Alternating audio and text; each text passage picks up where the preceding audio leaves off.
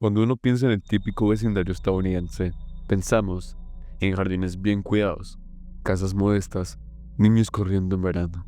Y si tienes suerte, hasta conoces al vecino que te presta azúcar. En Springfield, Missouri, había una familia que encajaba perfectamente en esa imagen.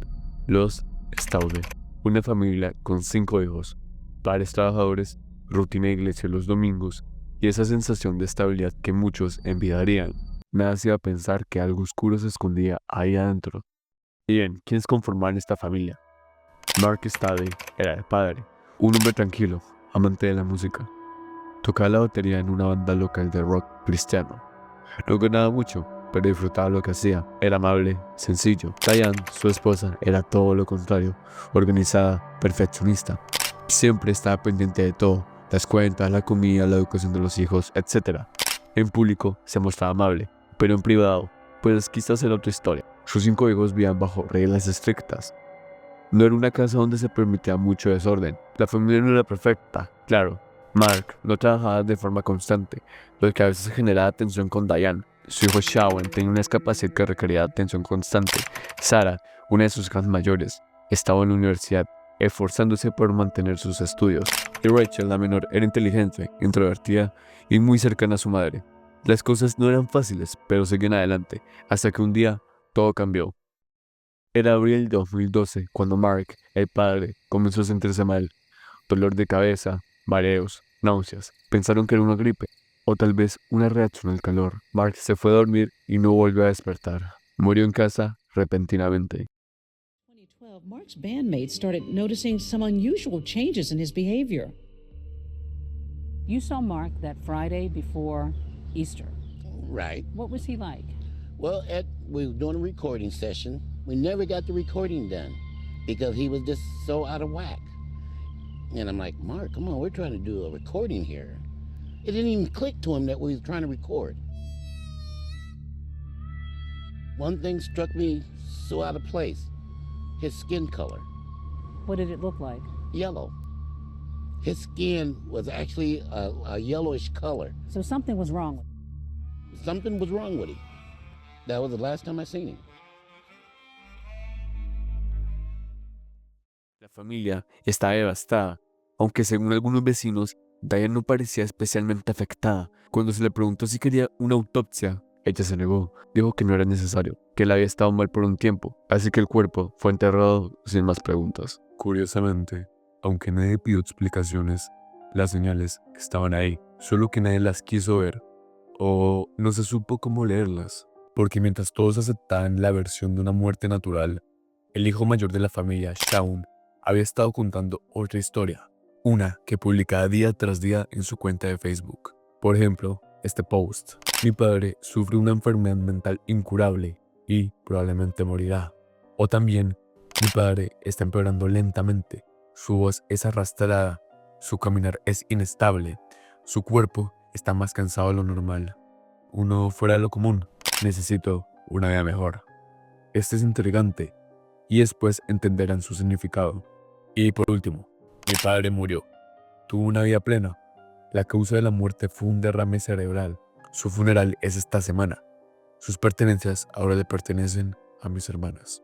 Ok, lo que nadie sabía es que los síntomas que Shawn describía con tanto detalle no eran por una enfermedad mental o cerebral. Y eso lo veremos más adelante. La vida continuó, o al menos eso parecía. Los hijos seguían en casa, Diane retomó su rutina, y para el exterior, los Staude seguían adelante. Pero 5 meses más tarde, en septiembre del 2012, la historia volvió a tambalearse. Shawn, el hijo de 26 años, comenzó a sentirse mal. Los síntomas eran similares: malestar estomacal, vómitos, debilidad. Se pensó que era un virus o quizás algo que comió, pero su estado empeoró rápidamente. Fue hospitalizado y murió poco tiempo después. Otra pérdida para la familia, otro funeral y otra vez sin una autopsia. 2 muertes en menos de medio año, 2 hombres de la misma familia, pero nadie dijo nada, nadie hizo nada, excepto una persona, una joven, iba a cambiarlo todo sin quererlo. En junio de 2013, Sarah, la hija universitaria, parecía repetir la historia. Todo comenzó como algo leve, mareos, fatiga. Después perdió coordinación, le costaba hablar, no podía mantenerse en pie. Fue ya al hospital de urgencia y esta vez los médicos se detuvieron, revisaron su historial, vieron que ya había 2 muertes recientes en su familia y decidieron mirar más de cerca. Pidieron análisis especiales y ahí finalmente encontraron algo, una sustancia que no debería estar en su cuerpo, una que no aparece por accidente, etilenglicol, o como la mayoría lo conoce, anticongelante. Un químico común en productos para automóviles. La pregunta era, ¿cómo había llegado eso a su organismo? Un accidente parecía imposible, nadie bebe anticongelante por error, y entonces surge la sospecha que cambiaría todo.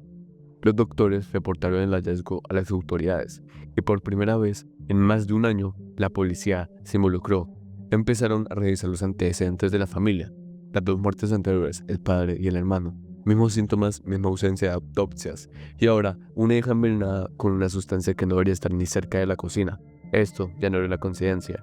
La policía comenzó discretamente a entrevistar a los miembros de la familia, y aunque muchos parecían confundidos, una persona que no actuó como los demás, Diane, la madre. Y para este punto, creo que todos se imaginan quién es la principal sospechosa. La policía se llevó a Diane para interrogarla, y después de varias horas, sin levantar mucho la voz, confesó. Sí, ella había envenenado a su esposo Mark, a su hijo Shawn y también a Sarah, todo con la misma sustancia, anticongelante mezclado en bebidas o alimentos, sin gritos, sin peleas, sin violencia física, solo veneno. Pero, ¿por qué? ¿Por qué una madre haría algo así? La respuesta es que dijo, dejaron a todos helados. All the burdens that you have on you. You know that, I know that. And that's what I'm giving you the chance, Diane. That's why we're here today, is so you can tell me.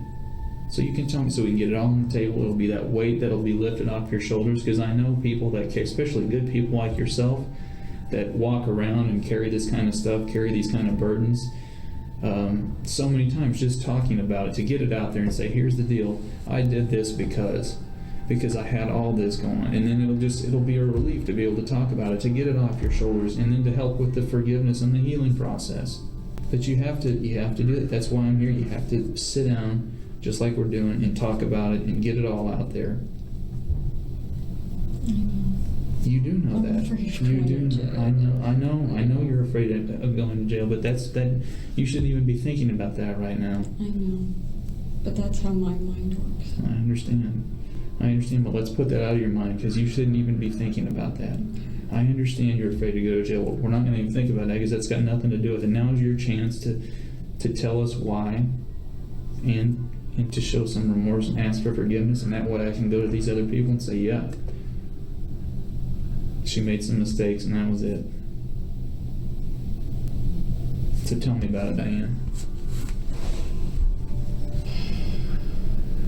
There's a lot of arguments.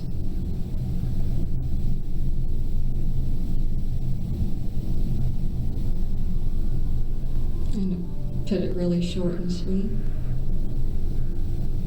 I knew they were drinking antifreeze. And I was so mad at them, I didn't want to take them in.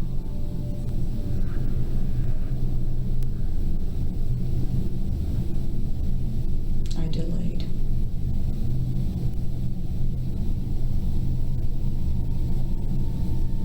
Why'd you delay? Because I was mad. Diane, you knew that they were drinking antifreeze. You knew that. They didn't. We both know that. You knew, Diane, that they were drinking antifreeze because you were giving it to them.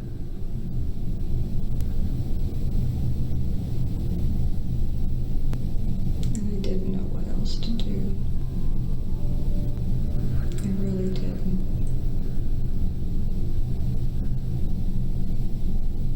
I understand. Diane finally confesses to the crime. It turns out she did not work alone. Her daughter, Rachel, who she got along with, had helped her spike the drinks of their family members. At first, they interviewed Rachel and she denied any involvement, but after they searched the home, they found Rachel's journal. Written inside was the evidence that she had helped her mother with all 3 family members. ago did you start with Sarah to give her the antifreeze? Maybe a couple weeks ago. Okay. Rachel and Diane would be charged for their crimes. Rachel would testify against her mother and receive life in prison with the possibility of parole after 42 years.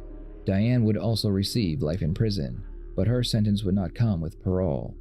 Sarah would recover but would sustain permanent damage, and she is currently in assisted living. Diana said she was sorry for what she did, but now claims that she played no part at all. En otras palabras, los consideraba un estorbo. Durante la investigación, la policía descubrió que una de sus hijas también estaba involucrada, Rachel, una joven brillante, callada, muy cercana a su madre. Rachel confesó que sabía lo que su madre estaba haciendo, y no solo eso, la ayudó. En una ocasión, incluso fue ella quien mezcló el anticongelante en la vida de Sarah, su propia hermana. La historia llegó a los medios. El país quedó impactado. Una madre y una hija, aliadas en secreto, envenenando a su propia familia poco a poco, con calma, sin que nadie notara nada durante más de un año. En 2016, Diane Staude se declaró culpable. Fue condenada a cadena perpetua sin posibilidad de libertad condicional. Rachel, por su parte, también se declaró culpable. Recibió una sentencia de unos pocos 42 años de prisión. El acuerdo evitó un juicio largo, pero no cerró las heridas. Sarah logró sobrevivir, pero las secuelas fueron graves. Tiene daño cerebral permanente, problemas físicos y de memoria. Hoy vive bajo cuidado especial. Su vida fue completamente alterada y todo por alguien que debería haberla protegido.